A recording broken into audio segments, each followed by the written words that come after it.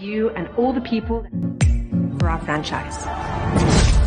Whether you want to relive your first Assassin's Creed memories, get involved in the celebrations, or learn more about the future of the brand, we'll get you covered in the months to come. Exciting news about Assassin's Creed starts now, with an update on what's to come in Assassin's Creed VALHALLA. Launching Assassin's Creed VALHALLA and expanding upon its story and gameplay throughout the first year has been an incredible adventure. After 2 story expansions that saw Ivor battle against a druidic cult in Ireland, and then throw themselves into the Siege of Paris and war-torn Francia, we dove into Norse mythology with our ambitious 3rd expansion, Dawn of Ragnarok. With Assassin's Creed crossover stories, we even brought back a surprise visitor from the past, who joined up with Ivor to fight a mysterious curse in the Isle of Skye. I'm glad you invited me here tonight. On top of this narrative content, since launch, we've added several free game modes and activities to the world of Assassin's Creed VALHALLA.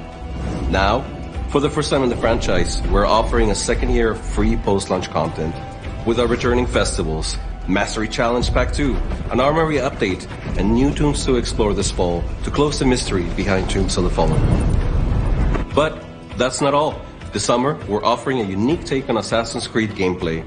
It is my pleasure to present the first look at our latest and most ambitious game mode, The Forgotten Saga, which will be free to all Assassin's Creed VALHALLA players.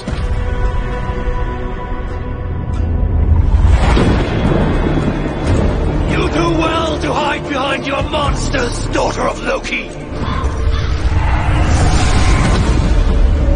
So, you're going back to Niflheim?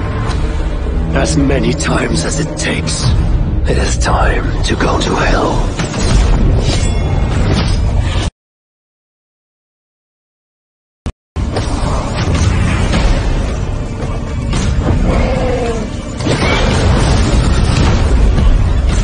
Each time you cast me out will only make me stronger!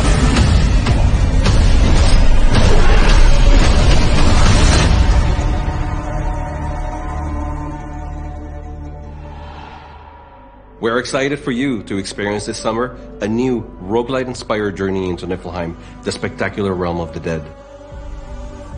And stay tuned until the end of the year for one last surprise.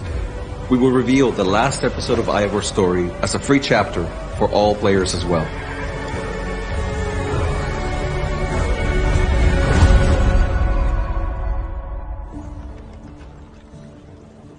In Assassin's Creed, history has always been our playground, and Discovery Tour is the ideal game mode to discover and learn, with content free of violence and tailored for learning. It is perfectly suitable for all audiences, including schools. For the Assassin's Creed VALHALLA team, immersing players in the long-gone world of the Vikings and the Saxons has been a driving passion. Encouraged by feedback from teachers and students, we are proud to take a new step in facilitating access to learning by releasing today a standalone version of Discovery Tour Viking Age for Xbox and PlayStation consoles, as well as Stadia and Luna streaming platforms. We're also honored to be partnering with McGill University in Canada to develop curriculum guides for teachers and students available online for free to help them make the most of Discovery Tour Ancient Egypt, Ancient Greece, and Viking Age as learning tools for the classroom.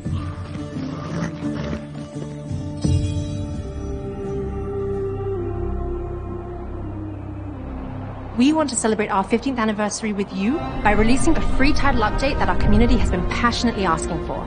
60 frames per second support for Assassin's Creed Origins is now available. Experience Ancient Egypt under the reign of Cleopatra, now in 60 FPS on Xbox and PlayStation next-gen consoles. To celebrate with all of our players, we will be hosting a free weekend for Assassin's Creed Origins from June 16th to June 20th. The beautiful world of ancient Egypt is a great place to start revisiting and celebrating past Assassin's Creed games. Our 15th anniversary is about rewarding you for your incredible support. To get started, several sets of Assassin's Creed Origins tattoos, along with a naval pack, will be available this week in Assassin's Creed VALHALLA.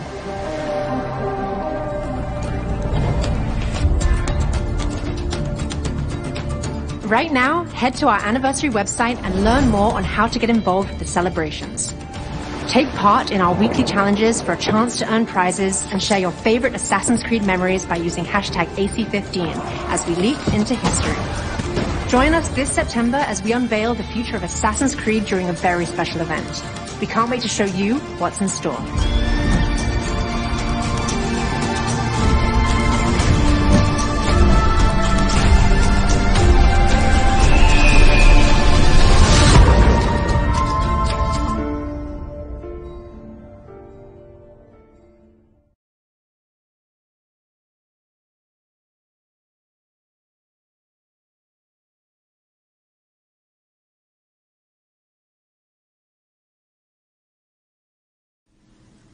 Hello, everyone, and welcome to the Assassin's Creed 15th Anniversary Celebration event. My name is Yusuf. I'll be one of your hosts today. I'm joined by my co-host, Chassie Vicencio. Chassie, how are you today?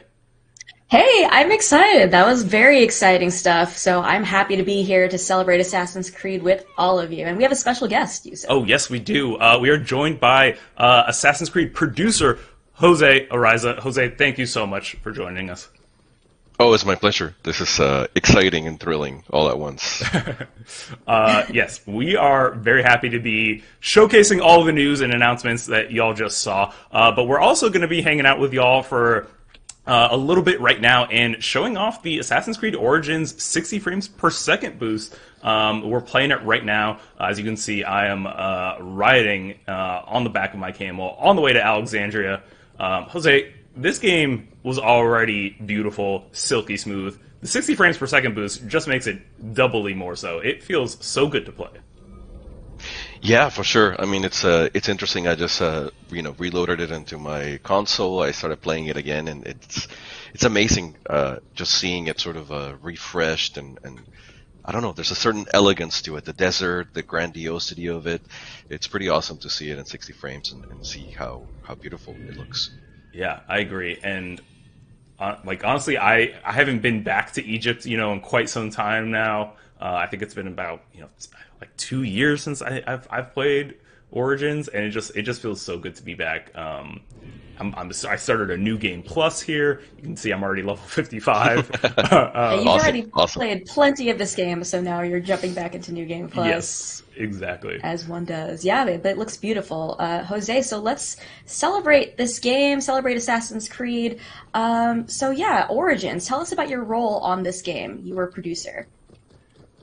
God, that feels like a lifetime ago. So at that point, I believe I was associate producer, and I was in charge of basically being the liaison with all other co-dev studios. It was a massive production, and it was my pleasure to be able to work with all the studios that were participating.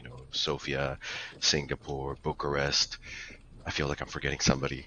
Sorry, but it's been it's been quite a while, and it was amazing being part of this production. It was also officially my first full Assassin's Creed production, as I had just joined the studio, and it was amazing, being part of this entire production with so many awesome, talented people, passionate people.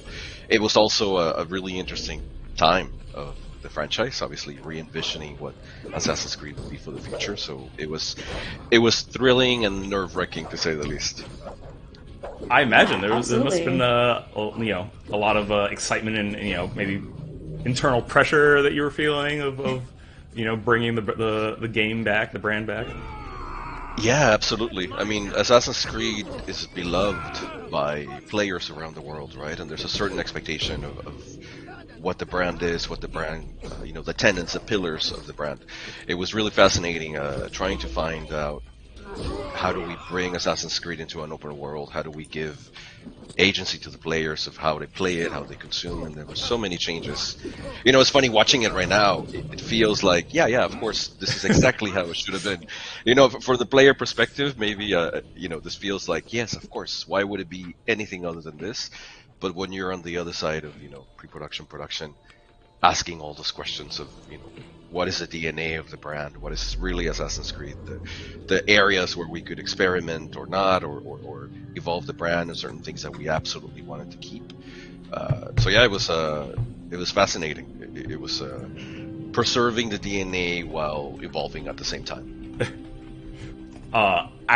Speaking that, as long as you talk about DNA, my favorite thing and the one thing to me that I never get tired of in Assassin's Creed is these sync points. And so as long as these are here, I'm always going to be a happy camper. It's just one of my favorite things. I never get tired of them, even after doing them, across every AC, so many times. It's, to me, nothing showcases what the verticality, the beauty of AC like those. Yeah, even that's a perfect point, right? People assume that sync points are always there. They're a given. They're hit the easy button and it's done. But even within the context of Egypt, right? Like saying, how do we want the camera to move? Oh my God, now we're in a massive open world and you can see very far into the background.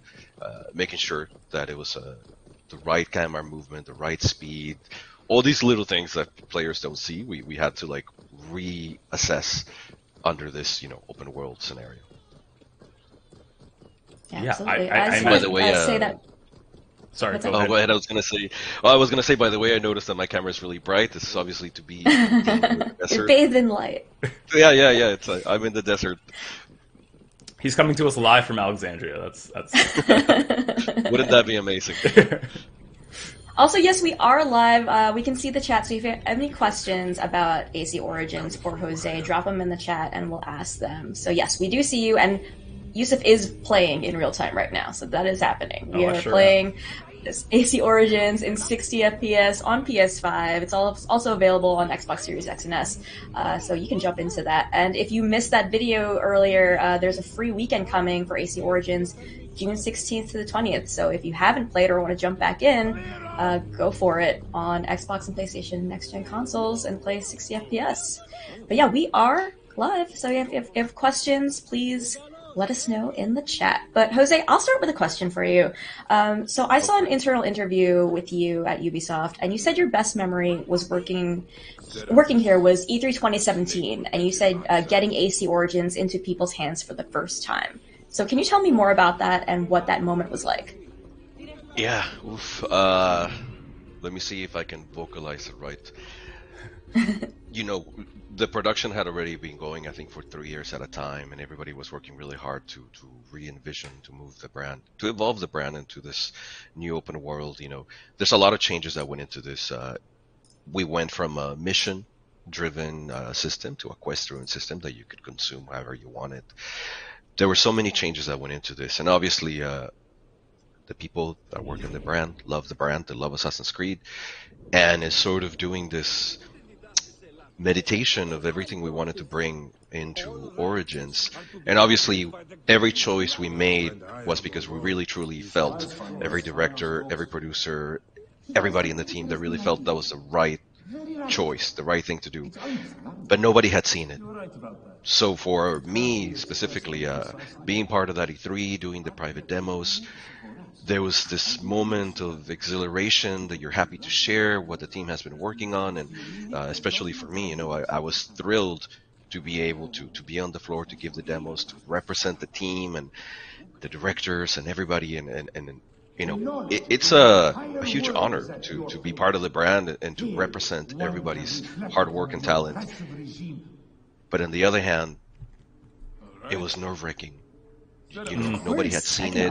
Nobody knew what it was. Yeah. And you give the controller to a player.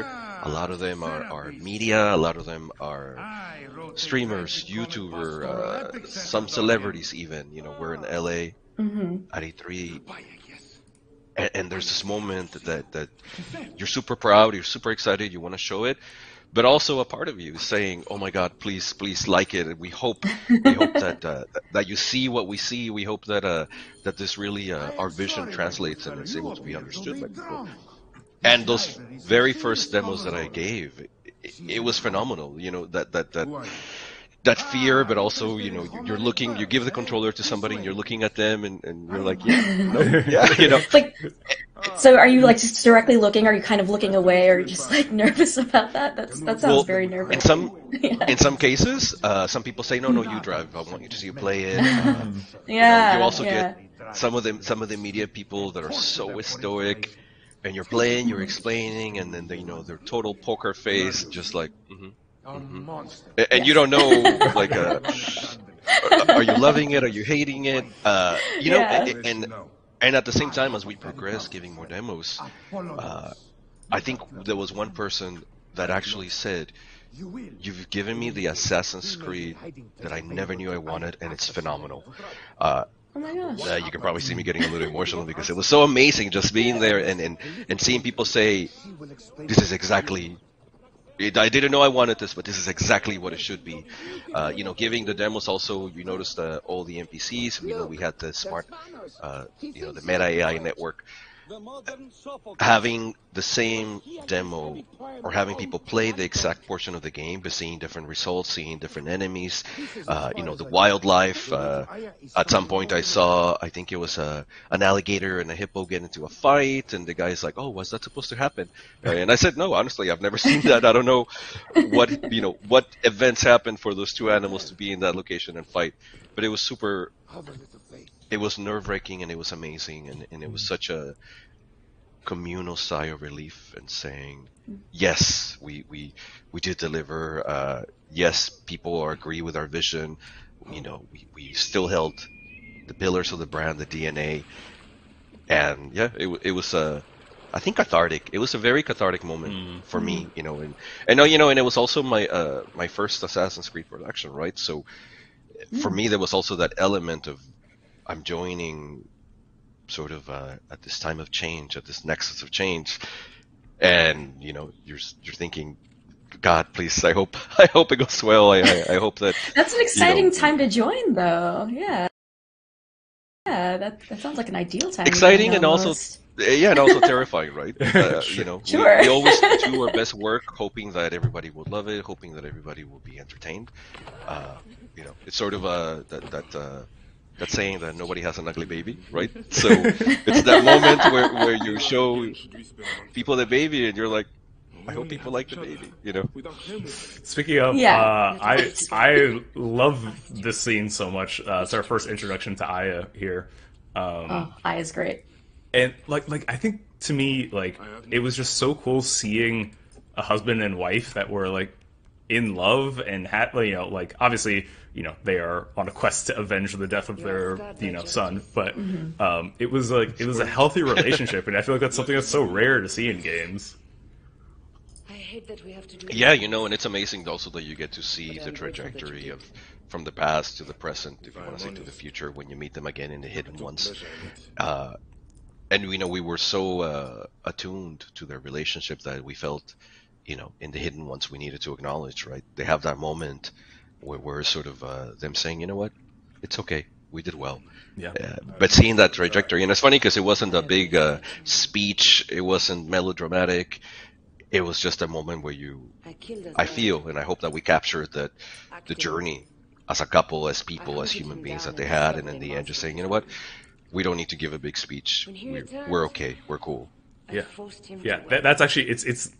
I'm so happy you bring that up. That is one of my favorite moments in gaming. Period. It's just after Bayek and Aya have been, you know, separated at the end of you know, the game, and them coming back together and reuniting there for that moment. And there's a shot where they, you know, their foreheads touch and like they embrace, and like it fills my heart every time. It's super nice to hear you say that. You know, I know the narrative team worked really hard to give value to that moment without being giving over exposition of what the player should or should not be feeling, or what Bayek and Aya should be feeling. So it was that subtlety, I think, was represented throughout the game, right? Carrying the spectrum of emotions of you know, Bayek's quest, his motivations, Aya's motivation, the rift between them, all these little things that, you know, we want the player to be emotionally connected to. Right.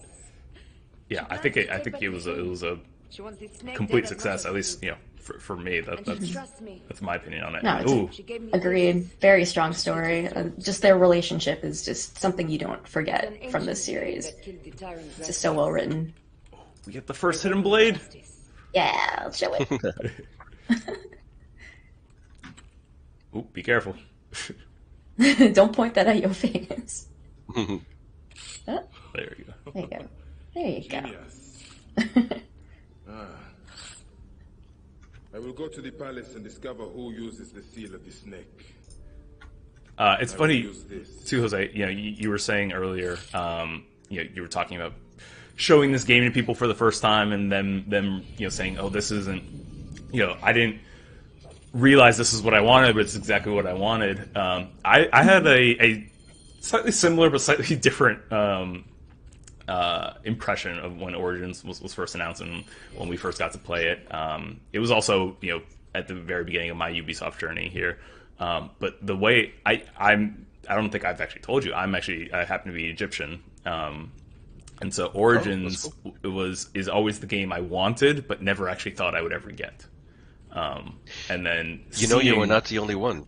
Yeah, that was a top request by the fans. Yeah, yeah.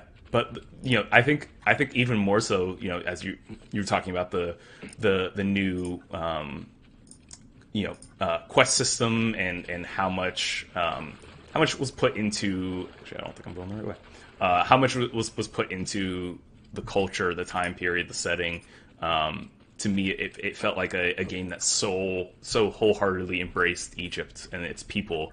You know, not only of the time, but you know the location itself, and it was everything I could have hoped for and more. And I always say because of that, it's the most important Assassin's Creed to me. That's amazing to hear. You know, and back when we were doing the press tour for Origins, one of the proudest speaking points for me was all the research that went into this, all the, the working with Egyptologists, trying to absorb, and we're not just Assassin's Creed as a brand. It's not just about being in a setting and a place, but understanding, right? Honoring the magnitude of what used to be the Egyptian Empire at that point. Understanding the context, understanding the significance of Cleopatra, right? That was everybody knows Cleopatra, but I don't think everybody appreciates all the nuance to her rising to power. The fact that the pyramids were already ancient by the time she arrived. All this layer upon layer upon layer, and we really. I was obviously one of the masses that had never really dug too deep, so we know pop culture references of Egypt. We know the pyramids exist. We know the Sphinx. We know Cleopatra. We know all these things because they're sort of in the ether out there, right? But digging into this and really, at least for me, educating myself and seeing this represented in 3D on the screen with elegance, with respect, and really honoring, like how magnificent it really was. So it's amazing to hear you say that, and I think that's one of the awesome things about Assassin's Creed in general, like being able to reflect and honor some of these older cultures. Absolutely, and I know I'm not alone in this when I say that I have learned a ton about history through Assassin's Creed, going all the way back to the very first game, and I'm sure every time we play these games, we have people coming out in chat telling us that they've learned as much from AC as they have from a textbook. And I know, that Discovery Tour is something that was implemented for the first time with the Origins. I was wondering if you could, speak a little bit about that. And, obviously, Viking Age now is coming standalone to consoles as well. What has that whole experience been like? I would love to answer your question, but I have a question for you first. Oh, hit me. Was there anything that you didn't know, coming from Egypt, that you didn't know that you learned while playing Origins, that you were like, oh, that's surprising? That's a really good question. So I actually thought I knew quite a bit because I studied classical architecture. That was what my degree was in. So I studied Greek, Roman, and to a little lesser extent Egypt. So I wasn't super familiar with Egyptian architecture in that way. But one of the things that I love that I never really realized, because even when you do study Egyptian architecture, it's usually not of this time period. It's usually the pyramids and the Old Kingdom. And so one of the things that I think Origins does such a good job of that I never really realized is that at the time of Cleopatra, Cleopatra is essentially as much Greek as she is Egyptian, and this is a time when the Romans are coming to Egypt, when they're Alexandria is a Greek city, and the thing that this game showed to me and taught me was that, you know, at this time during Ptolemaic Egypt, Egyptians themselves were kind of second-class citizens in their own homeland. So that was something I learned just by playing the game, not even getting into Discovery Tour and all the things you learn in Discovery Tour. Mm-hmm. So that's my answer for you. It's interesting, like obviously seeing Alexandria be reconstructed, because it had to be reconstructed from all the information, data, plans that we had. You know, how much of it doesn't exist, right? It's But anyways, to answer your question about Discovery Tour, it was all this research, right? We had to do an amazing amount of research. We collaborated with museums around the world, trying to get artifacts, scans, information. We obviously knew that we wanted to be as genuine as possible and get as much information as we could to be educated, right? And to really pay homage to the culture. During all the research, working with Egyptologists and really absorbing this, we realized there's so much mystery, magic, so much information that hasn't been collected in a way that could be digested. And obviously we wanted to share this information, right? It's like we wrote a thesis on Egyptology, but how do you share that without saying, wait, stop the gameplay, stop fighting that dude, and listen to this story that we have to tell you. Right. And that was basically how Discovery Tour was born, saying, we've learned so much, and there's so much here that is so exciting and mysterious and amazing. How do we share that? And obviously going through the thought process of, well, we want this to be accessible not just for players but also for children and schools. Okay, we need to remove the combat. We need to make it as accessible as possible. We need to highlight. We can't share everything, but how do we highlight? And and you've seen even with the Discovery Tour the evolution, from Origins to now the Viking Age. We're still trying to find ways to entertain while being educational. And I know educational is not a loved word by everybody, but there's a lot of really cool stuff that you read it and like the factoid about the pyramids were already there when Cleopatra ascended to the throne, and they were already ancient. People, when I share that with people, a lot of people would say, "What? Oh, I thought they were built for her," or all this like information that is not correct, that is out there in the ether, correcting it and really helping people to contextualize that. This is an ancient civilization that rose to amazing heights for that period, and even the occupation, right, of the Romans. Mm-hmm. How long they coexisted together. Cleopatra ascending to the throne as a woman in after the failure of her, the other pharaohs. All this was super intriguing, and it was phenomenal to learn about and also to share with people through the Discovery Tour. Yeah, and that's another thing I think this game does a great job of too, is showing how all these cultures combined, and how their gods combined, even in their religious beliefs and cultural beliefs, all come together, and that how prevalent that was throughout history. But I love that Cleopatra fact, that Cleopatra and Bayek, lives closer to today than they did to the building of the pyramids. It's wild. Very true. I stopped here for like a real specific reason, and this is like, honestly, this is when I realized how much research and time and effort was put into this game, is when I saw these stones here in the middle of the street. And I remember tweeting this out at the time, and like, it was the closest I had ever gone to going viral at the time, when I saw these, because I was shocked. Like, these are crosswalks, y'all. Like, these are ancient crosswalks, and the reason there are these elevated stones in the middle of the street is because oftentimes in ancient cities you would just have sewage basically running through the streets, or rainwater, or whatever, what have you. But you would need elevated places for people to cross, and the reason it's not just a straight slab of of raised portion is that you still need carriages and carts to be able to pass through. So you have these, horse-drawn carriages pass through, and their wheels are meant to go in between all these stone tabs, but pedestrians are meant to cross on top of them, so they're not getting their feet dirty and things like that from everything that's running in the streets. And when I saw that, I was like, oh my god, this is something that, like, 0.01% of players would ever even notice, ever even think about, ever know existed, but and no one would miss if it wasn't there. But the development team put in that extra time and effort because they wanted to make it as realistic as possible, and that blew me away. Trust me, the level of research that was put into Oranges was impressive. It's flora, fauna. Even at one point, we even had the discussion of anything that we built, any location, what is the percentage of wood that you could use? Because guess what? There's not a lot of wood in Egypt, right? Even the materials, like what type of rock, all of this had to be true to the culture, to what was available to them. It's strange to be talking about building a location, a military fort, and saying, no, wait. You cannot use more than X amount of wood because wood was precious at that point. And players probably don't, necessarily focus on that because they're busy playing. But all these little things that we have to say, well, no, it has to feel as authentic as possible, right?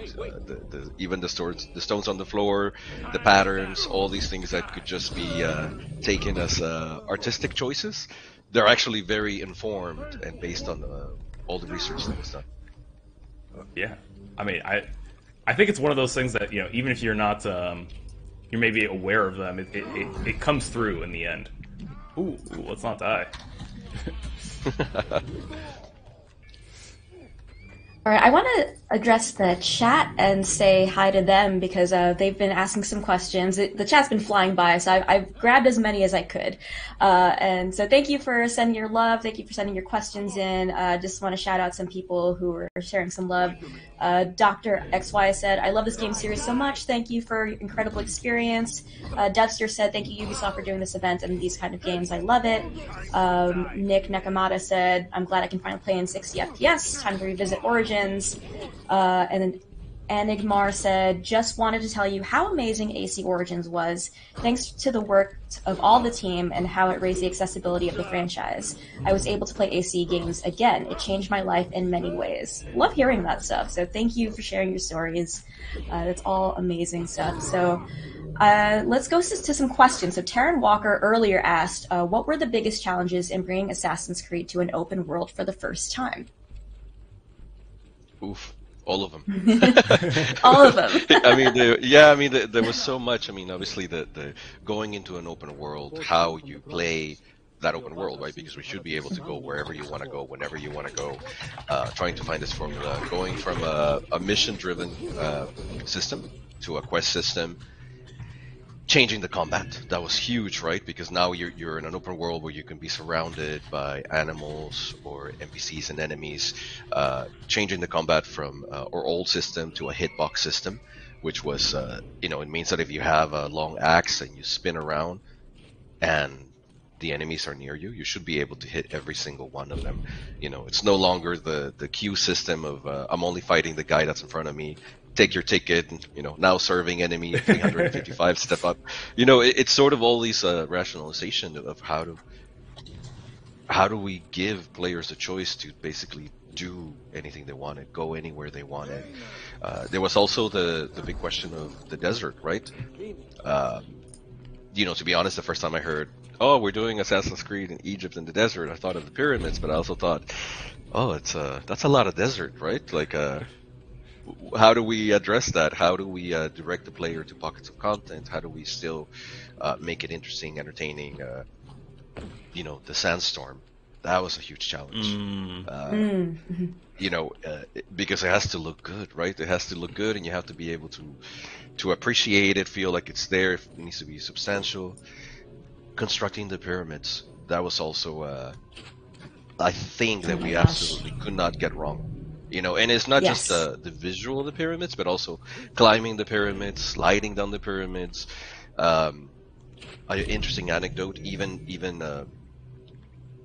I'm sure you guys probably remember there was a slight interesting factoid after the game shipped when we sort of predicted, I forget which one of the pyramids it was. I think it was the Great Pyramid, where we sort of speculated what there should have been a chamber. And yes, then, I remember this.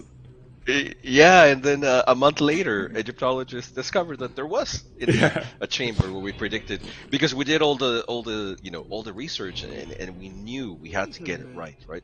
We knew people like you, Yusuf, who are Egyptian or of Egyptian descent, we had to get it right. We couldn't just make up whatever we wanted. Right. So it was amazing that our research led to us saying, we really feel that there should be a chamber here because structurally the way it's built. So we sort of theorized, and then I think it was a month or 2 months after the game was released, it was discovered and it was verified that indeed there was a chamber there. I think at one point players were accusing us of being Templars because we had this information, which it's the best compliment I guess that we could get. But yeah, there was a lot of it that was a challenge, and not just honoring the brand, but also honoring the Egyptian culture at that point. It was a little stressful, let's say. A little stressful, yes. Yeah, just a little bit. Yeah. Rafferty Rules Twitch said, wow, that's so cool, top tier research. And Spliff said, thank you so much for Origins. Have hundreds of happy hours with this wonderful game. Oh, glad to hear it. Thank you guys. That's awesome. And to let everyone know too, we're going to be playing for a little bit longer here, but our showcase here of the AC Origins is not going to be the end of the stream. After this, we have news coming from AC Stories. So the Assassin's Creed extended storytelling, including comics, graphic novels, manga. So stay tuned. There will be a lot more information too about further AC stories. That's right. And there's plenty more to come in the coming months, so please just stay tuned. We're celebrating AC for a long time. And then, as mentioned, if you missed the video earlier, there's a special event in September to learn more. And if you want to learn more about what you missed earlier in the stream, head to Assassin'sCreed15.com and you'll get all your information there. But we can kind of go over some of the big highlights from what was mentioned in the first 6 minutes, Jose. And you were in that video, so we've got... Unfortunately, yes. No, it was great. So year 2 content for ACV, free to all players. That's very exciting. Tell us a little bit more about that from what you mentioned in the video. Oh my god. So second year of AC Valhalla free content. Obviously we're doing the second part. We just did the second part to Mastery Challenge, Tomb Soul the Fallen, and I guess there's that little surprise, the Forgotten Saga, which is let me think of my PR training to not give any spoilers. We obviously announced that it's inspired, very roguelite inspired. We wanted to sort of explore. For those of you that are fans that have been with us in Valhalla since the beginning, you probably have heard me say in the past that we wanted to explore, right? We wanted to experiment. We invited players to come with us. And this is sort of the culmination of that exploration of saying, it's such a rich brand, and taking the historical, taking the mythological, for those ancient cultures, it's literally impossible to separate the two, right? People literally woke up and went to bed acknowledging deities and all the values that they had. I think the Forgotten Saga is the culmination of that, of us saying, let's explore, let's try something else, let's step outside of our comfort zone, let's find a way to tell this story. Obviously, for the people that are familiar with the mythology, they probably know the myth of Baldur. For the players that played Dawn of Ragnarok, they sort of know what triggered Ragnarok, having this moment to tell the story of, as a father, what would Odin do, right? To rescue your son, to get him back, to not have him live in this dishonorable death. And basically coming up with the gameplay around this moment and say, we're going to go in a different direction. It's still Assassin's Creed Valhalla. It's still, if you play the main game, you're going to play this and say, yes, I get the controls, I understand everything. But also sort of turning some of the formula upside down. Much like a roguelite, obviously, you're intended to die. The more that you play and die, the more powerful you get. As you sort of get kicked out of Niflheim, the story unwraps. And then you should really understand what's happening, and you really... there's some subtlety to the storytelling as to why Odin is trying and what it means to him. He's not there as Odin, the All Father. He's he's there as Odin the father. You know, he's not welcome there. He's depowered. He sort of needs to build his power up to be able to rescue Baldur. I think that's all I can say without giving any spoilers. But for sure, you know what? That's plenty. The best part is that it's an exploration. Is the team sort of saying, you know what? Let's try something else. Let's do something else. Let's give something unique to the players, and it's free. Everybody can download it. We have Valhalla. Yeah, exciting. So you know, and to be honest, it's been amazing having the community be part of this journey with us, and we've been listening to the feedback, you know, exploring, trying new things, growing from the feedback. The Forgotten Saga is sort of the culmination of a lot of ideologies that we merged, a lot of you know, new things that we wanted to try. I hope that players play it and like it. You know, it's another E3 moment, right, where we say, okay, we're going a different direction to be experimental. We think this is really cool, and we hope players also think it's cool. I want to point out a comment that Rad Dude said in the chat, where said that Jose is great. You can really tell his passion for the AC brand, and yeah, totally agree. Yeah, absolutely. Let's see if there are any other questions. So I've got one from YOBZ who said, "What's your favorite aspect about Bayek?"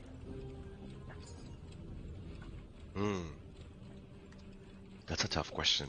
I think. Well, you know, man, there's so many. I don't want to, you know, minimize him. I think to me, the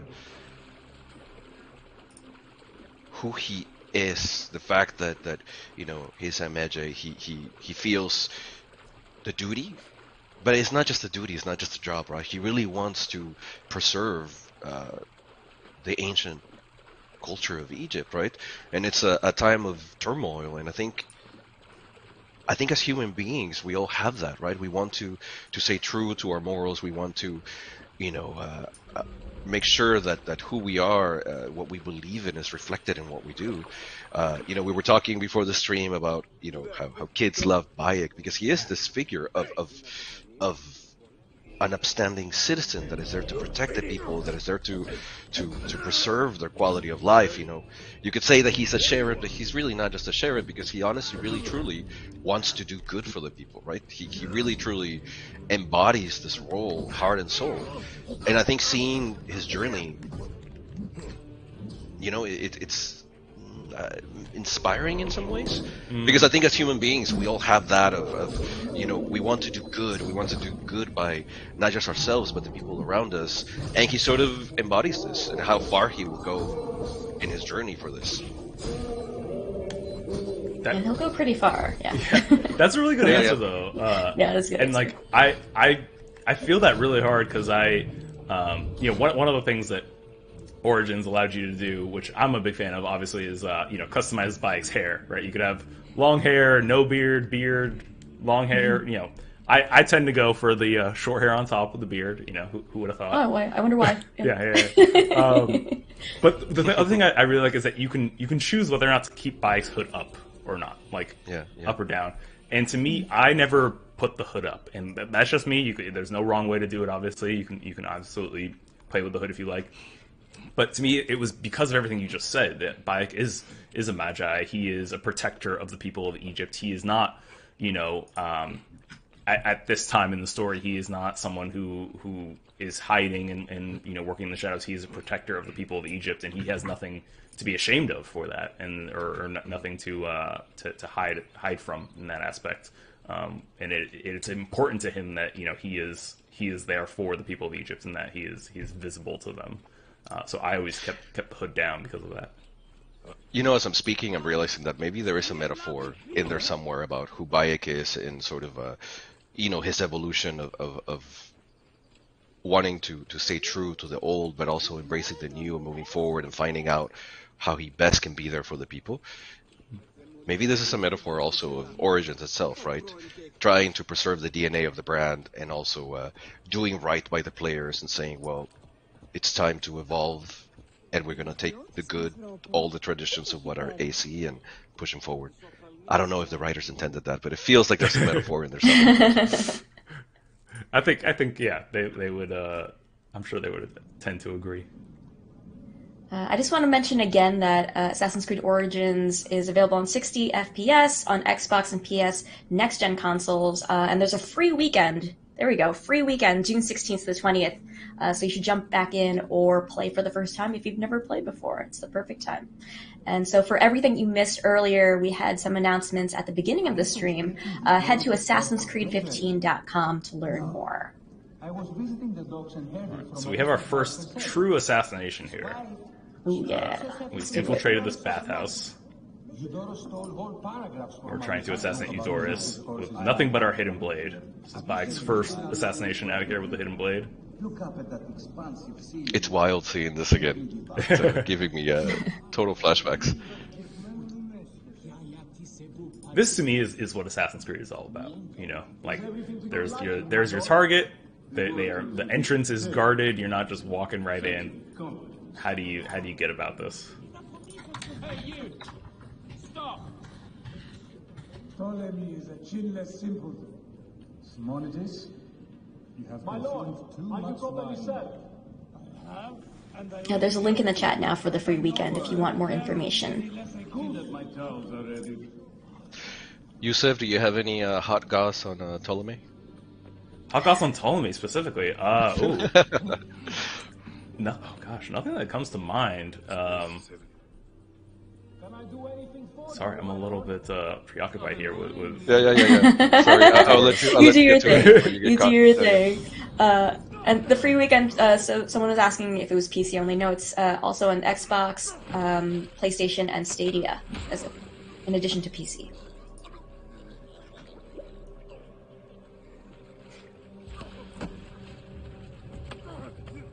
Shout out to the back hair representation, too, in this game. You know, you love to see that.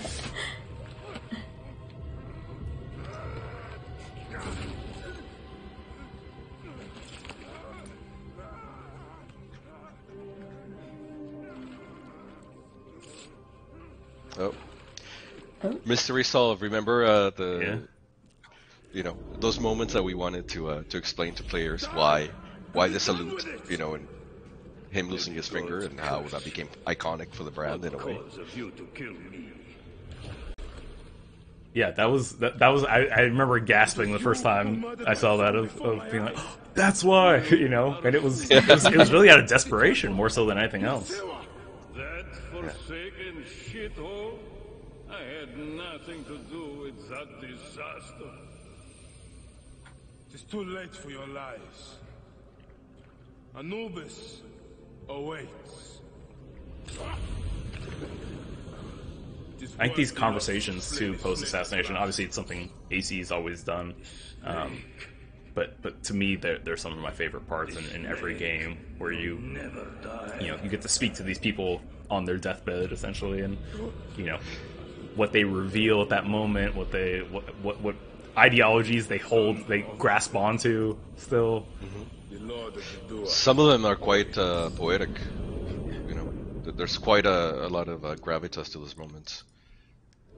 Well, and even you go back all the way to the first AC, you know, Altair puts a feather over, you know, his victims, and it was never really explained. But then we get that explanation here in Origins, where it's a hair-on feather, and it's it's meant to for the afterlife. Yeah. Oh. Okay. Oh, right, no. we'll be wrapping up this stream. We'll be wrapping this part of the streams fairly soon, but we have more to show you. We have a video about Assassin's Creed stories. So if you're interested in the books, the manga, more things about Assassin's Creed stories, that's to come right after this section where we're playing through Assassin's Creed Origins, which we'll be wrapping up shortly. But yeah, if you are interested in stories in different mediums, we've got more for you coming up shortly. Should we take a couple more questions before we say goodbye? Yeah, sure. Or actually, before I say goodbye. Oh, yes. Well, well, we're saying goodbye too. We're going to show the video from Assassin's Creed Stories, and then people will see us again tomorrow. We'll be back tomorrow. But thank you so much for joining us, Jose.